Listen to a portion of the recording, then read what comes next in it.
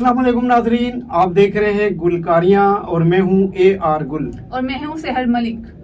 और आज आप जानते हैं कि जैसे कि गुलकारियों की रवायत रही है कि वो अपनी फिल्म इंडस्ट्री के चाहे शोबिस से जुड़े हुए, चाहे टीवी के, चाहे फिल्म के जितने भी लोग हैं लेजेंड जो दुनिया से जा चुके हैं उनको ट्रिब्यूट पेश करते हैं हम। और आज जिस गुलकार को हम ट्रिब्यूट पेश करने के लिए यहाँ पे आए हैं उनका नाम जानते हैं AR गुल साहब से।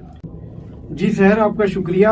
आज जिस सिंगर की मैं बात करने लगा हूँ वो उन्होंने पाकिस्तान फिल्म इंडस्ट्री में बेशुमार ऐसे नगमात रिकॉर्ड करवाए जो आज भी ना सिर्फ सुपर हिट हैं बल्कि सुनने वालों को जो है महसूस करते हैं। मेरी मुराद आज के जो प्रोग्राम के गुलकार हैं A नैयर से है। सर A नैयर, आप AR गुल हैं, A नैयर से क्या मुराद है आपका? मतलब पूरा नाम कुछ होगा इनका? जी सहर, जैसा कि आपको पता है मैं AR गुल अब्दुल रहमान गुल से मैं AR गुल बना हूं, तो इसी तरह ये जो A नैयर साहब थे इनका असल नाम था आर्थर नैयर। और नैयर ओके। चूंकि ये क्रिश्चियन फैमिली से ताल्लुक रखते थे इसलिए इनका नाम A नैयर था। और ये जो है 14 अप्रैल 1950 को साहिवाल के इलाके में पैदा हुए थे। और उसके बाद जब जैसा कि आपको पता है क्रिश्चियन फैमिली में गाने बजाने का रवाज कुछ ज़्यादा ही होता है, वहाँ पर हौसला अफजाई की जाती है सिंगर बनने वालों की, मतलब मुख्तलिफ अंदाज की वहाँ महफिलें होती हैं दोस्तों में। वो आरिफ वाला में जब स्टूडेंट लाइफ में थे तो वहाँ स्कूल कॉलेज में उन्होंने गाना शुरू किया था, फिर उसके बाद जाहिर है उनकी फैमिली लाहौर आ गई।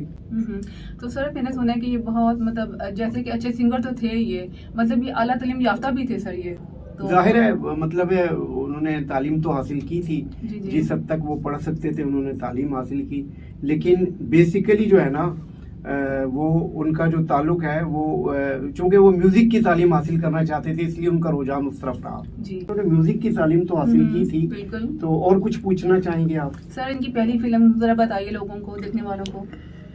जी, इनका पहला गाना कौन सा था और पहली फिल्म में जब इन्होंने गाना गाया तो कैसे मशहूर हुआ ये? जी मैंने जैसे बताया कि जब ये A नैयर लाहौर आ गए थे तो ये 70s का दौर था और 1974 में इन्होंने बाकायदा अपने कैरियर का आगाज किया।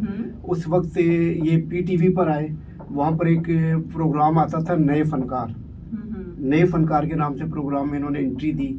वहाँ से फिर ये ऐसा मतलब स्टूडियो की तरफ आना जाना शुरू किया, फिल्म वालों से मुलाकातें होना शुरू हुई। जी, तो मैं बता रहा था शहर के वो 1974 में जब उन्होंने PTV पर आकर नए फनकार के नाम से जो प्रोग्राम आता था उसमें सिंगिंग की, फिर वो स्टूडियोज की तरफ आ गए। वहाँ उनकी मुलाकात रियाज शाहिद से हुई। रियाज शाहिद उस वक्त एक इनको इनकलाबी डायरेक्टर भी कहते हैं। और जानते हैं रियाज शाहिद साहब कौन थे? जी सर, बहुत मशहूर है, हमारे जो हीरो हैं शान साहब उनके वालिद साहब हैं सर। जी। और उनकी जो शान की जो वालदा थी नीलो बेगम, वो खुद एक बहुत बड़ी स्टार थी।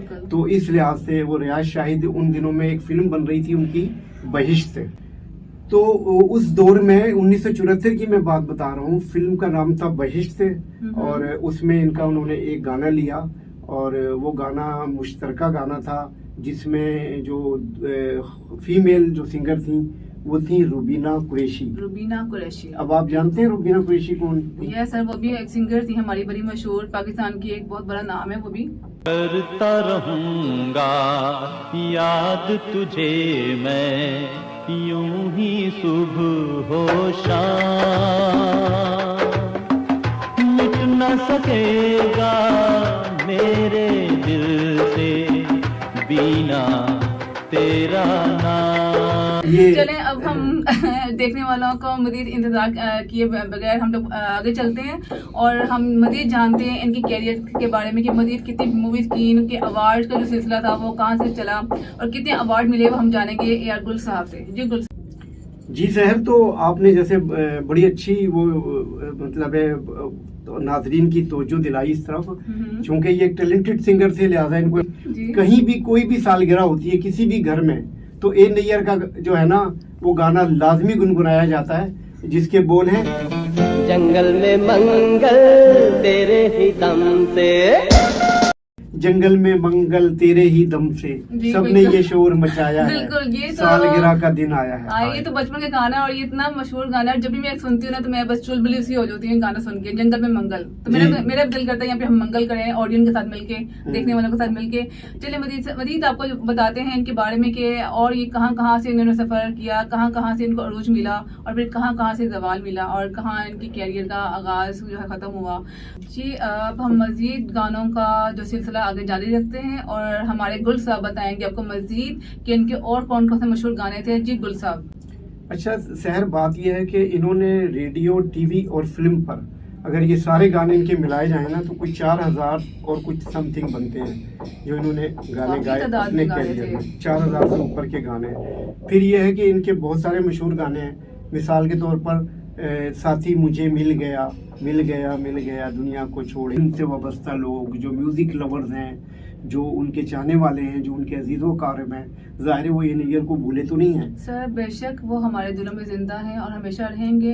और आपकी छोटी सी बात मैं यहाँ पे करना चाहती हूँ कि ये जो ए नैयर साहब थे, ये अपने जब दुनिया फानी से रुखसत हुए हैं तो ये अपनी बीवी और 3 बेटियों समेत मतलब जो है ना फैमिली को छोड़ के गए। और इनका एक ही बेटा था जो इनके मतलब 28 साल बेटा था जिनकी डेथ हो गई थी और उनकी डेथ के बाद ही इनकी सेहत की खराबी की वजह पैदा हुई।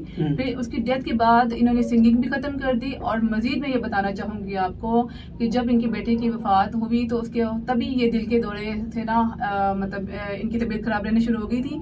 फिर एक दिन हमें अचानक खबर आई, जैसे कि गुलसब ने बताया आपको 2016 में, जैसे इनकी नवंबर की शाम को हमें एक खबर मिली कि ए नैयर साहब जो हैं वो इस दुनिया फानी से जा चुके हैं। और हमारे जो गायकी की दुनिया में ये एक बहुत बड़ा, मैं कहती हूँ खला पैदा हो गया था। जी, ये कोई भी सिंगर जब चला जाए, कोई भी इंसान चला जाए, जाहिर है खला तो पैदा हो जाता है। और जो शोबिस से वाबस्ता लोग हैं, ये चूंकि काफी टैलेंटेड होते हैं, बहुत ज्यादा मकबूल होते हैं, इनके चाहने वाले हर जगह होते हैं, दुनिया भर में होते हैं, लिहाजा वो इसकी कमी भी महसूस कर रहे होते हैं। लेकिन इनके पास देखे ना एक प्लस पॉइंट ये होता है कि इनके जो गाए हुए गाने होते हैं या इन्होंने अगर किसी फिल्म में एक्टिंग किसी अदाकार ने की होती है तो वो तो उसके जरिए उसके जाने वाले उनको याद रखते हैं।